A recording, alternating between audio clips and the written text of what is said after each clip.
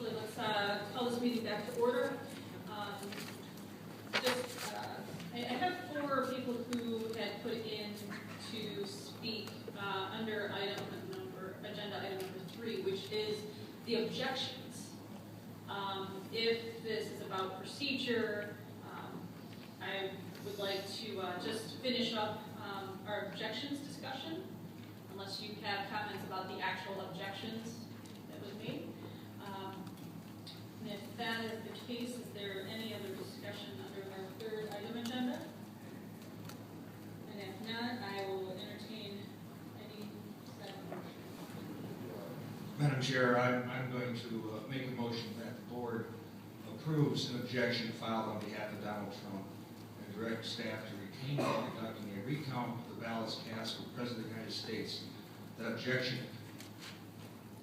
objection is that the statute has not been followed, and that petitioner's counsel testified to evidence of voting irregularities and strong evidence that hackers had the motive and opportunity to breach the security of machines voting technology 2 days before the petition was filed. It is not included in the petition. The statute requires that the petition is defective. That's my motion. Do I hear support? Support. The move is supported. Motion passed. Is there any discussion? If none, all those in favor say aye. Aye. All those opposed say nay. Nay. The motion does not carry. I'm going to move to agenda item number 4, which is resolution of any other recount matters presented for the board's consideration. Wait, point of order. Where is the public participation on number 3? On number 3, I had made the statement before that the questions were to be about the objection, Yes. only if it is about process. No, it is about the objection. I didn't understand what you were saying, but point of order, I would like to speak. You would like to speak about the objection? About the objections, because I have information. I wish I would have presented it before you actually took that vote. It's about all of the different points on the objection. Okay. Yes. And it's Erin Stahl? Yes. Erin Stahl, this is a hearing, so it is noted that you are not licensed to practice law in the state of Michigan, so we'll have to have you sworn in. And if you can state for the record your first and last name and spelling those, please.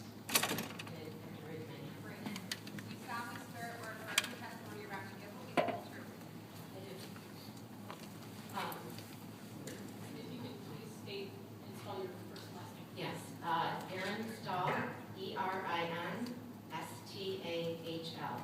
I'm a resident of St. Clair Shores in Macomb County. And I also happen to be a team member of Karen Spranger, who is the Macomb County newly elected clerk and register of deeds. We wanted to see the evidence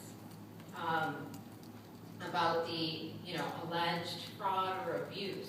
Well, I have 56 hours of videotape evidence that there is no voter fraud or abuse.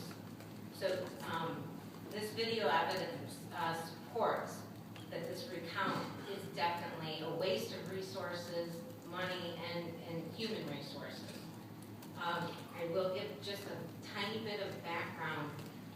I didn't know until this year, like most Americans, that after all elections in the U.S., a 4-member board of county canvassers certified the election.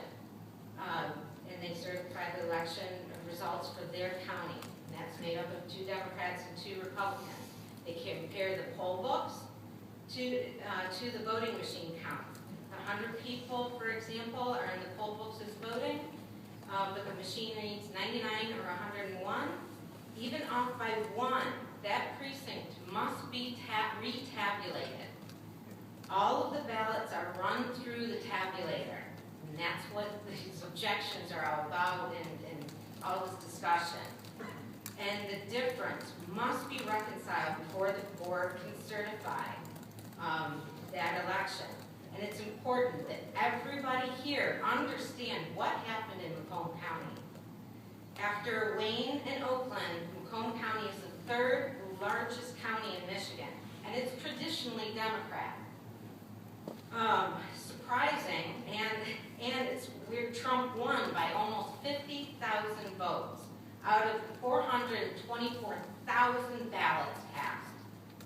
I believe we were the last one in Michigan to certify our results 1.5 hours before the deadline. This was because of the unprecedentedly large number of precincts we had to retabulate. Sterling Heights, for example, when you add the precincts and the AVs, there were 50, there's 50 precincts, and 30 had to be retabulated. And note that one observer said that the people doing the work, the retabulation, were all Democrats.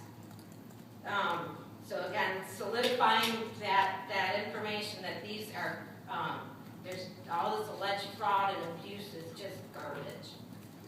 So again, Karen Spranger, the Macomb County Clerk Elect, asked me to document the process. I have about 56 plus hours of videotape documenting it all. The retabulation, the certification, they just had to bring in a ton. I mean, Macomb County ran themselves ragged, calling in, I don't know how many people it was, it just seemed like a ton, 100, to meet the deadline. And again, we were only about a half an hour before that deadline. And as you know, if you don't meet the deadline, all of that information gets thrown to the state, and you get penalized too. So after the Macomb County Board of Canvassers reconciled the difference between the poll books and the voting machines and certified the election, just to put this all in perspective and the facts, as one of the Board of Canvassers mentioned here, Trump, after all the certification process, Trump only gained 76 votes. Clinton gained 79 votes. So out of the 424,000 ballots cast, Clinton gained only 3 votes. And again, I want to point out the unprecedentedly large amount of precincts that were retabulated. And by the way, Stein's 3,886 votes in Macomb County went unchanged. So logic, common sense, and the video proof in Macomb County dictates the election recount in the Democratic county where Trump won is ridiculous and a waste of everyone's time. We've got better things to do to move our county forward. And the last comment was on the tight deadline. I also have video documentation of an actual physical recount of Mount Clemens. There's a very small community of 2,112 ballots, and it was long and difficult, no matter if it's on a hand machine or it's a tabulator. So again, I wanted to give you the proof. Thank you.